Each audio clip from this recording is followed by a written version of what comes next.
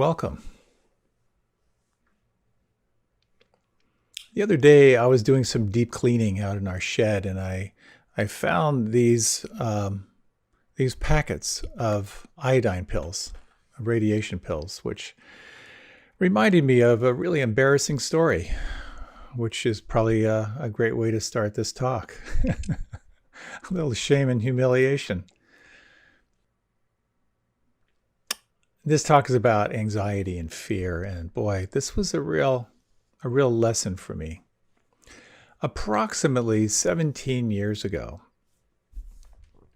maybe a little bit longer now, I was just stepping out of my position as the president of Kripalu Center in Western Massachusetts, and I just kind of given notice. I had no idea what was next in my life, which is kind of exhilarating, but it was mostly permeated with some tinges of anxiety as to what the heck am I going to do. I had this great plan. One of my plans was I had this great dual sport motorcycle, which I rode everywhere, KLR 650, if anyone's interested. And I had found that you could ride from like Nashville, Tennessee to Oregon, like 98% off road. That sounded kind of like an interesting thing I might do as a way to kind of clear my head after 24 years of living there. But one thing I had to do was to be a presenter at this conference on yoga and Buddhism. There I happened to meet this co-presenter by the name of Tara Brock, and it was kind of boing, and kind of lights, bells, whistles went off for both of us, and suddenly I found myself contemplating not doing this motorcycle trip across country, but moving to Washington, D.C. I think I've shared before, there are 4 things I swore I would never, ever do. One of them was to move somewhere where I didn't have a job lined up. I would never move to a metro area. I had never lived in one. I would never get married. And I would never, ever, ever renovate a house. So after I moved down to Washington, D.C. without a job, and married Tara, and we renovated her house, I settled into life down here. But before I did, this thing happened. And I'm a real country boy. I've lived on farms. I've lived in the woods all my life. And someone, before I moved down, very, I think out of the good of their heart, sent me this article written supposedly by some former FBI agent saying that there were 4 nuclear suitcase bombs that were missing. It supposedly was the Chechens. And there's this whole theory that these suitcase bombs were planted in cities around the world, and it was affecting politics and how we negotiate. And one of those places where the nuclear suitcase bomb was Washington, D.C. I thought to myself, what am I doing? What am I doing moving to the #1 terrorist destination on the planet? And I was genuinely anxious, and I started genuinely obsessing. What am I going to do? Am I just signing my early death warrant? Something in me obviously wanted to move down, but there was also something in me that was really, really scared. And so much to the point where I was really questioning, should I really do this? Finally, when the anxiety was strong enough, I took some time to kind of investigate it, and I didn't have access to the RAIN meditation technology or anything like that. But something occurred to me in one of my meditations, which was, what do I have control over, and what don't I have control over? And I realized, well, what I had control over was to prepare for nuclear fallout. This is so embarrassing. But what I don't have control over is what's going to happen. So I spent about a little less than $1,000 of my own money buying all the stuff that we would need in case there was some kind of an emergency, which included these radiation pills, along with food supplies and water and a chemical toilet and stuff like that. This is what I had control over. And, something really interesting happened. And this is at least interesting to me, was when I did everything I had control over, I relaxed. And suddenly the stuff that I didn't have control over kind of faded away. It really did fade away. It's one of my first big insights into working with anxiety, and realizing how when we're anxious and when we're fearful, because of our negativity bias, we focus on what's not working. We focus on the unpleasant. We focus on the catastrophizing. When we move out of threat mode and we begin to move into opportunity mode, then we realize we have options. And as soon as I gave myself permission to do what I needed to do just in case, everything kind of shifted. So 17 years later, I'm clearing out this bin, and a lot of this, I had canned goods in there that are so rusted, I have no idea what's in there now. But it was a really wonderful reminder as I've been reflecting on working with fear and anxiety. So I'd like to talk a little bit about the nature of anxiety, and to look a little closer at the cause. Like, what's the cause of anxiety? What's the release of anxiety? And then a practice that can be really, really healing if you find yourself caught in like personal anxiety or just generalized anxiety. Somehow I got an email list. Recently I decided I need to clear out my junk folder. And I got an email list of a particular political party. And I read one of these emails, and I learned a few things. Number one, I learned that there is an evil in our culture right now. And I learned that it's going to destroy everything that is sacred. And they're actually coming after me personally. And there is legislation looming that's going to destroy the fabric of our nature. And if that goes through, we will be crippled beyond all recognition. But the good news is that if I make a donation today, that horrible scenario might change. Does that sound familiar? Have you gotten these? And as I read it, I was so aware of like the semantic structure. It was so boilerplate, but I could still feel the alarm. And I started to write this talk about this one particular political party, but I realized the tactics are exactly the same for both sides. Fear is this incredible motivator. Some people are better at it than others, and I won't say any more about that. But as you know, it's hard to move from a place of positivity and vision when we're all inclined toward fear, and we all tend to rally around perceived threats. And what I've found is when you look closer at your fear, and when you look closer at your patterns and your history of anxiety and fear, it can reveal a lot about your character. How much are you motivated by fear in your life? How much are you motivated by threat? And how much are you motivated by possibility and by opportunity? And what I found for myself is that the more familiar I get with how fear constricts me, the more I can begin to get a sense of what lies beyond fear. And maybe it's not even beyond fear, as opposed to just sort of being with the fear. I think I've shared before, how like I kind of consider anxiety my specialty. I could never understand why I felt so much generalized fear and anxiety. And then I recalled that my mother lost the child before me in childbirth. And then she immediately got pregnant with me. And of course, she was very, very anxious all during the pregnancy. And so I was sort of spawned in this amniotic ocean of anxiety, which totally makes sense for me. And when I read books like The Secret Life of the Unborn Child, as to how sensitive and how much we receive when we're in utero, it made all the sense in the world to me. She was so anxious that her doctor would make her, this is way back, would make her kind of like relaxation sessions on a reel-to-reel tape deck.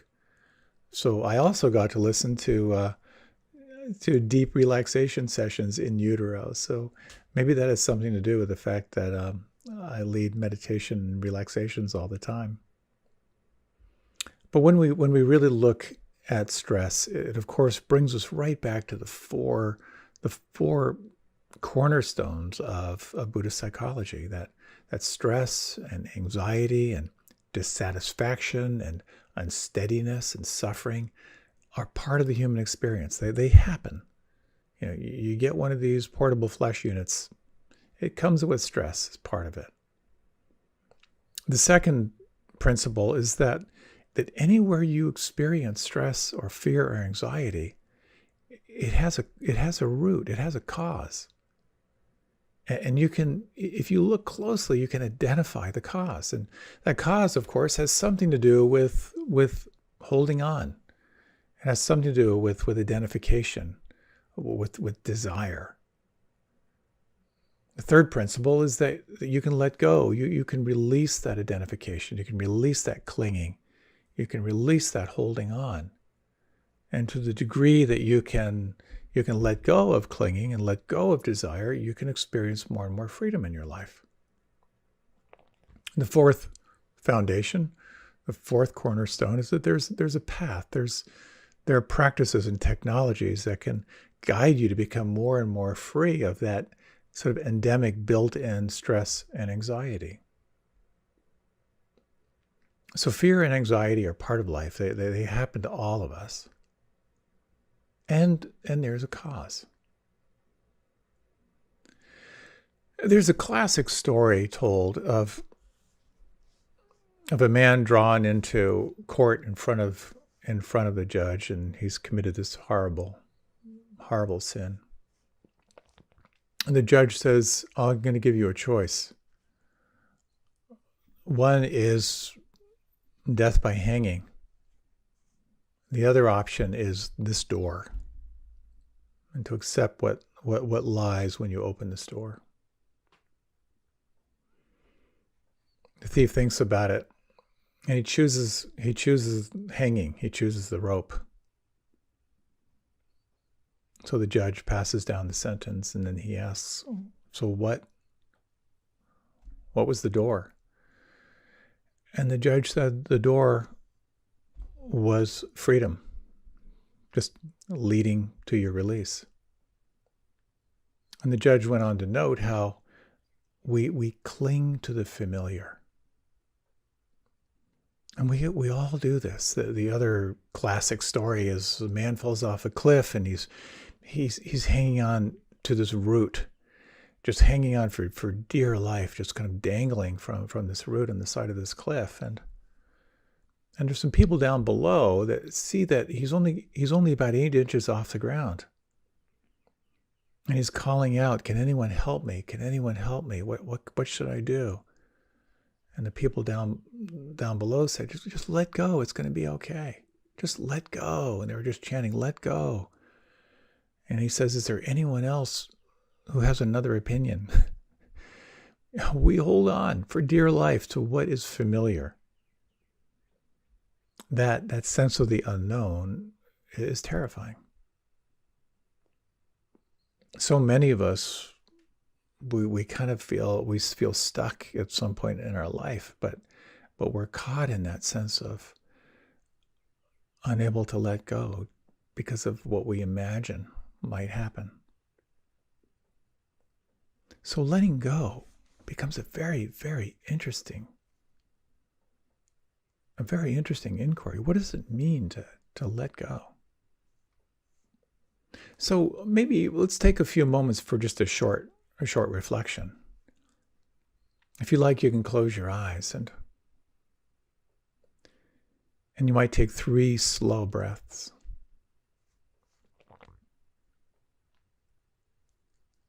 And you might just take a moment to kind of reflect, kind of go through the files. Can you think of something that you're holding on to right now? It might be a grudge. It might be a judgment of someone. I can make it easy for you. Think of something political. And if you would, just kind of select one thing. It doesn't have to be a big thing. In fact, it might even be better just something maybe middling that you're holding on to. And if you would, take a moment now to imagine if you could see it. Can you create a visual image? Are there any sounds? Can you feel what it's like now what it feels like to hold on? Can you locate that inside? And just sense what it's like to not let it go.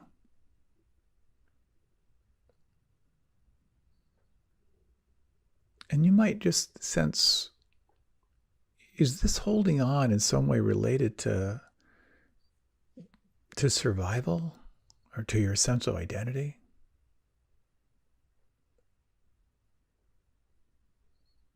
Is there something here about holding on because of some fear of losing control? A fear of what might happen if you let go?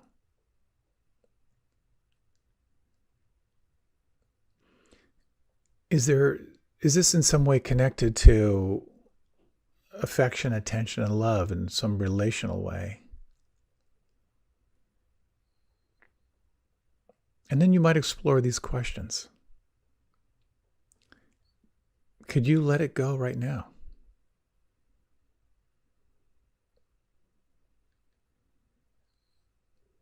If you could let it go, would you?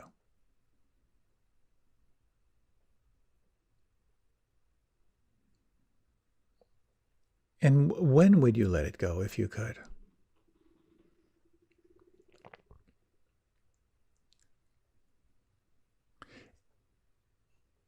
Is it possible to let it go just 10%? What does that feel like inside?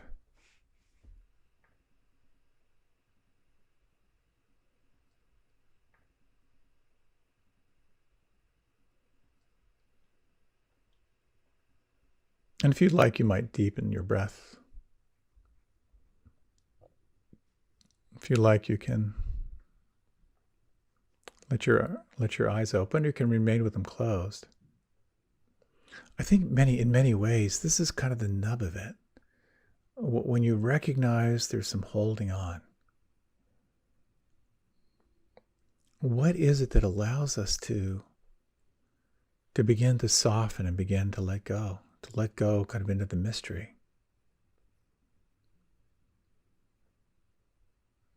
This world that we're living in, this world of human bodies and decaying flesh units, if you want to get real, all of this is subject to change. It's all going to fall away. And it's the very holding on that creates our suffering. It has something to do with the root of anxiety and fear. I always love the beautiful little teaching around Ozymandias, if you recall that phrase. And on the pedestal, these words appear. This is the middle of the desert, the middle of a wasteland. These words inscribed in stone. My name is Ozymandias, King of Kings. Look on my works, ye mighty in despair. Nothing beside remains. Round the decay of that colossal wreck, boundless and bare, the lone and level sands stretch far away.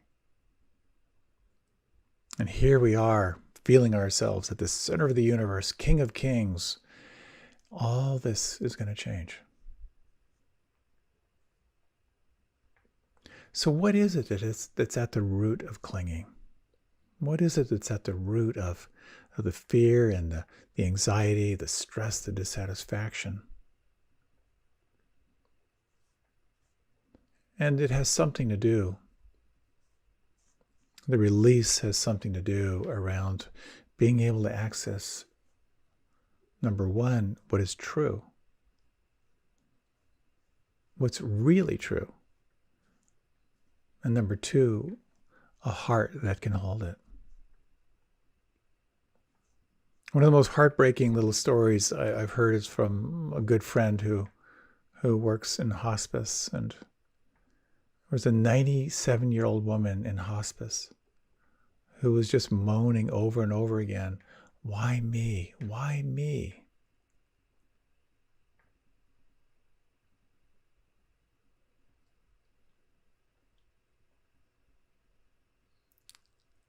Reflecting on change, on impermanence, the reality of change and impermanence can really inform our experience of anxiety. This is a cornerstone year for me.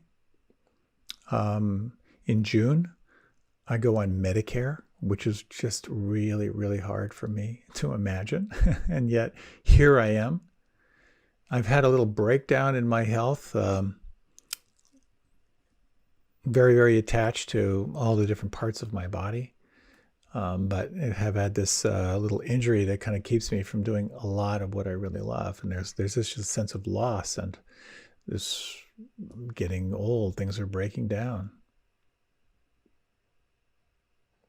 But this reflection on impermanence, this reflection on the inevitable falling away of life as we know it, as hard and as challenging as that is, truly becomes a doorway to freedom, this understanding of impermanence. So if you like, you might just take a moment again to close your eyes. Just this reflection on truth and on the heart that can hold what we discover. You might reflect on someone or something that you have seen aging and getting sick and declining and dying. Just for a few moments, and give yourself some time just to bring into mind someone, something where you have watched the heavenly messengers do their work of sickness and old age and death. And you might gently deepen your breath and just recall, if you can, how you were touched by these messengers.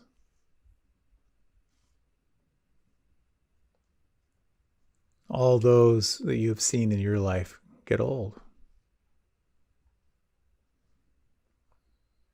All the different ways that you have seen people get sick.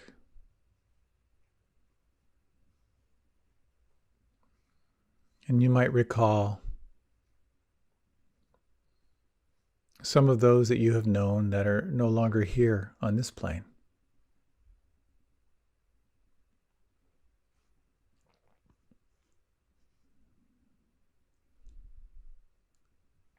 And you might reflect on the following words. I am of the nature to age. I have not gone beyond aging.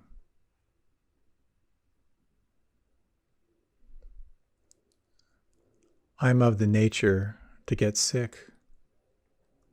I have not gone beyond sickness.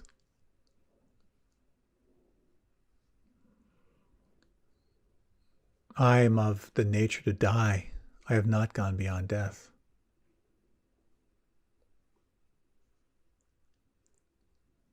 Everything in my life, dear and delightful, will one day fall away.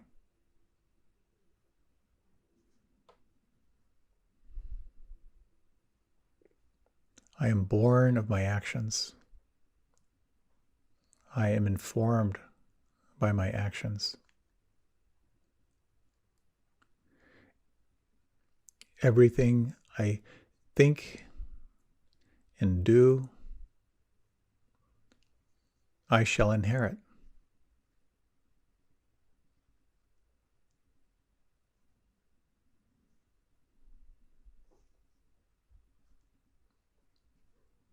If you like, you can deepen your breath. And again, you can remain with your eyes closed, or you can open your eyes.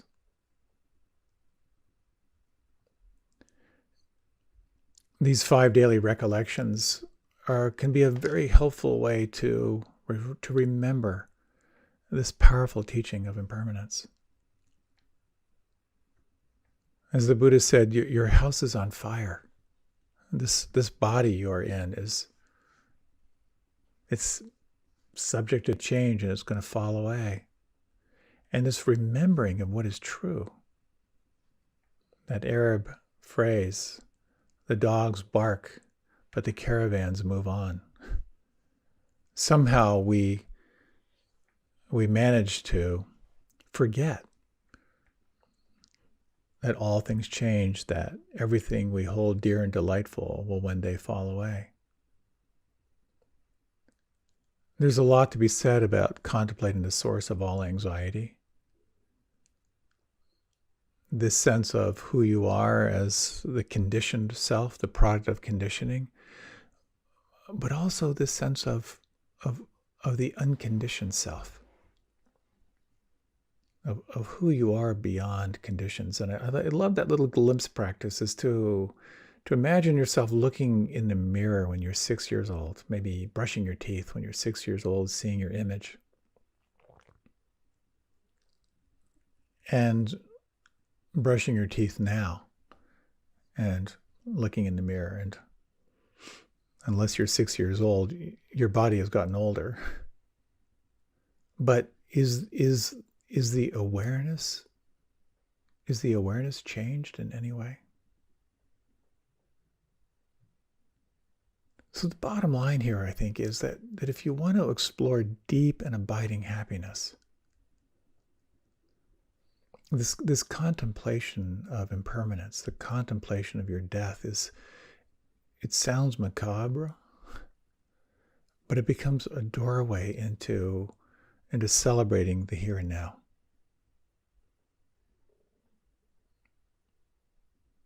And so the ultimate source of anxiety, you could say, is the fear of non-existence, this fear of death.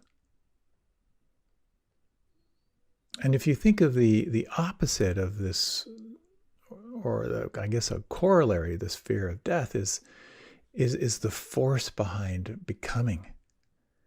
This force of desire. And indeed, it's said that the whole chain of karma begins with what's referred to in Pali as tanha, T-A-N-H-A. Tanha refers to thirst. Desire sets the whole chain in motion. Obviously related in some way with this fear of not being, the fear of death. And there are these amazing teaching of these 12 interconnected links that go into the creation of our world. What sets it all into motion, though, is this sense of thirst, of desire. So with desire becomes the fear of loss.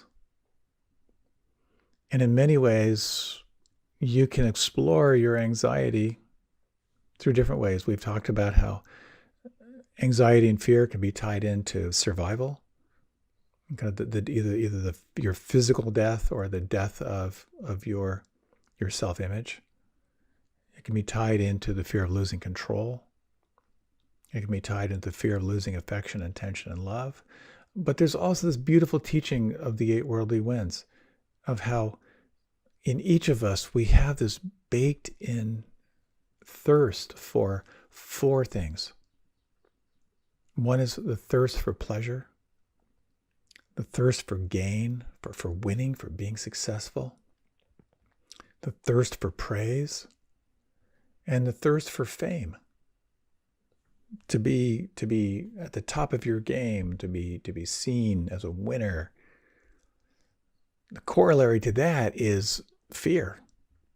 The fear of pain, the fear of loss, the fear of blame, and the fear of shame. When you think of those energies of pain and loss and blame and shame, inevitably they're tied into this core sense of anxiety, fear, dissatisfaction in life. So the bad news is there are 8 of these damn worldly winds that are tugging at you all the time. The good news is it becomes a very interesting question of like, who are you in the absence of desire? Who are you in the absence of pushing away or aversion? Just as you can sense that intense desire for gain, for winning, you can also imagine who you are without that desire. And just as you can feel or imagine that the fear of loss, the fear of loss and blame and shame, who might you be if that wasn't an issue? These glimpses can inform us in some pretty cool ways. So the way out of this mess is learning how to see into the nature of reality. The one definition of Vipassana, which I love, is cultivating penetrating insights into the nature of reality. The second quality is cultivating a heart that can hold what you find. And there's a very, very cool practice that can help you to explore this. We have these 2 wings of practice. What is happening? And can I be with this? Or how does this want me to be with it? This is wisdom and compassion.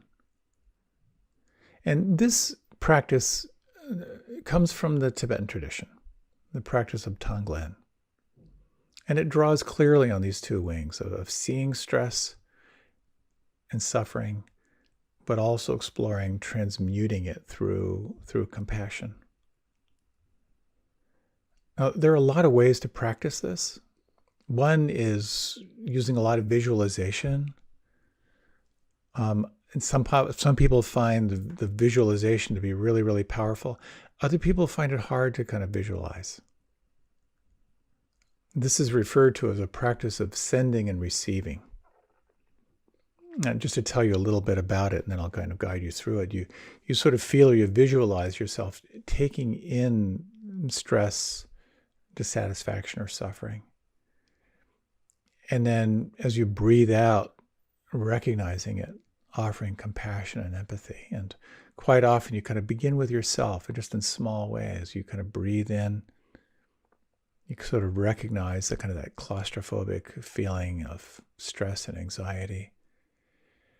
And you can visualize this sometimes as sort of like a smoke or like a darkness. And as you inhale, you feel that, and as you hold it, you just sort of sense that you recognize it, and then as you breathe out, you imagine that you're sort of breathing out light, you're breathing out ease. Some of the benefits of this practice is it sort of moves you kind of out of your ego into a sense of self, from selfishness to selflessness. It can increase your capacity to let go. It can expand kind of loving kindness. And it helps to kind of, in some ways, it increases your good karma points by sensing suffering and kind of offering compassion to it. The Dalai Lama said, whether this practice of Tonglen really helps others or not, it gives me a peace of mind. And then I can be more effective, and the benefit is enormous. So again, there are many, many ways, but let me tell you about one approach which I find helpful.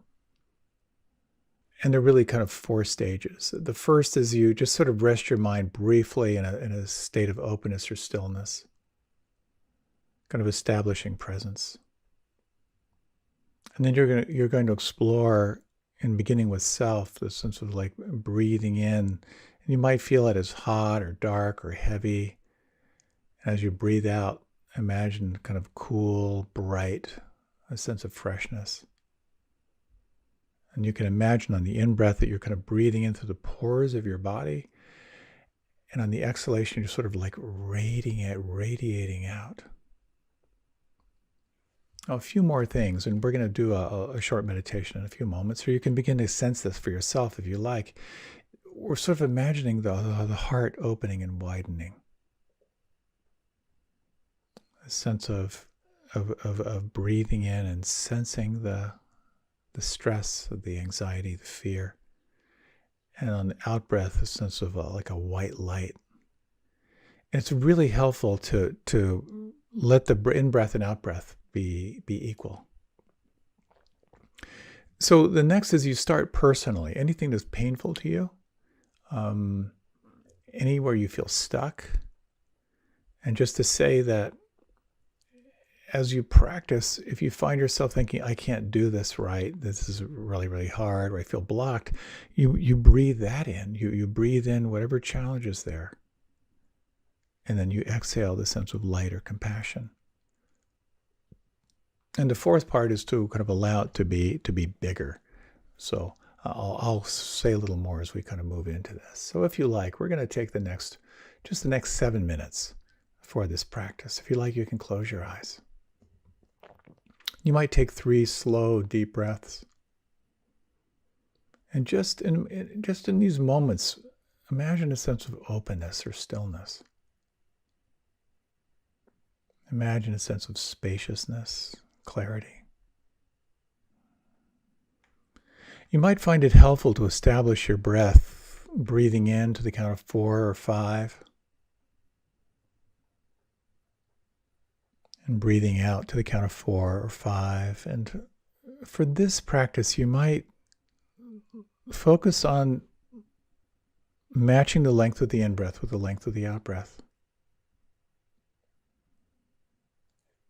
And sensing now anywhere you sense anxiety, anywhere you sense fear or self-judgment, anywhere you feel stuck, begin to imagine as you breathe in, feeling the texture of this. Some feel this is like a sense of claustrophobia or tightness. You might feel it as hot or dark. And breathe in completely through the pores of your body. And as you breathe out, just imagine you're just sort of radiating out a sense of white light. And take the next few moments to breathe. Breathing in stress or suffering or tightness. Transmuting it with compassion on the out-breath.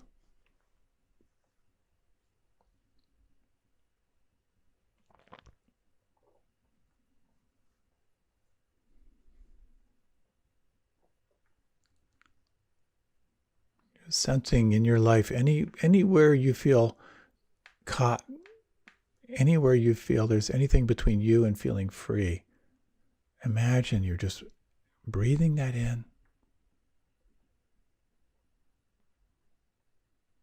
And as you breathe out, sending a sense of relief, sensing what it needs.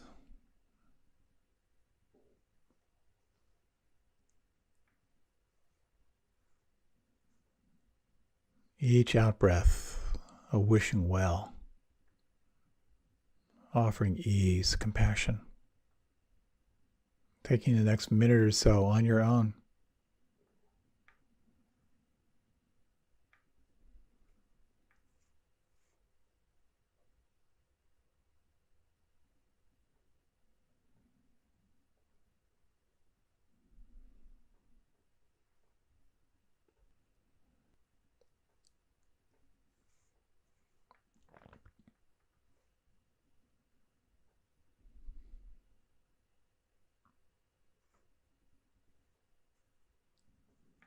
Breathing in, I wish to be free from suffering.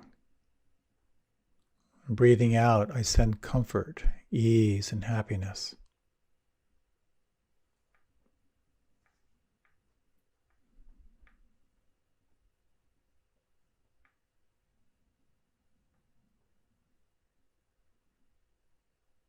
You might imagine on the out-breath this luminous quality of compassion.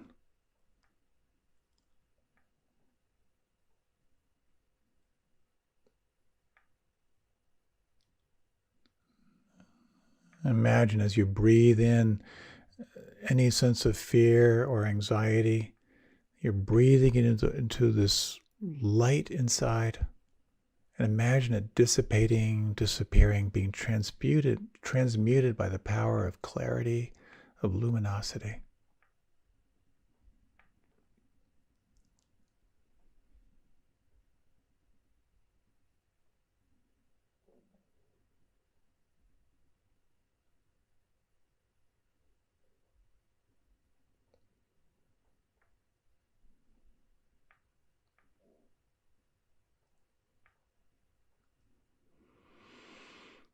You might very gently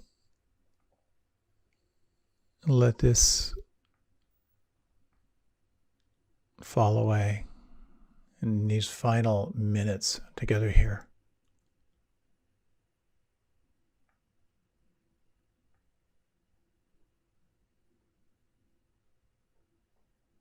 Imagine a genuine sense of well-being.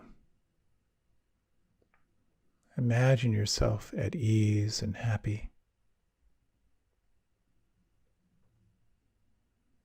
And imagine that quality of ease and happiness radiating out in all directions and touching everyone and everything.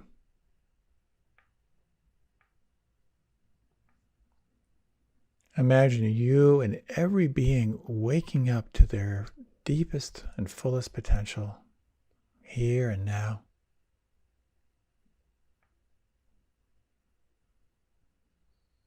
Imagine all beings in all directions awake and at peace.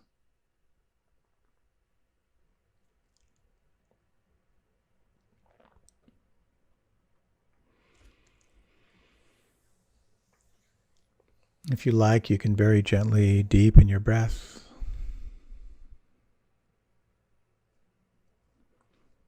Seeing clearly, being able to name fear and anxiety is a powerful step of the process. To name it, to see it. And then to hold it in the heart of compassion is the essence of this practice. And if you were to explore more on Tonglen, we just barely touched into it. It's this very counterintuitive practice of actually breathing in this desire to be free and breathing out compassion and well-being. You can practice this for yourself. You can practice this for all beings. This is the awakening of heart and mind, referred to in many traditions as the awakening of bodhicitta, the awakening of wisdom, and the awakening of the wise heart. Thank you so much for your time and attention. I hope this has been helpful.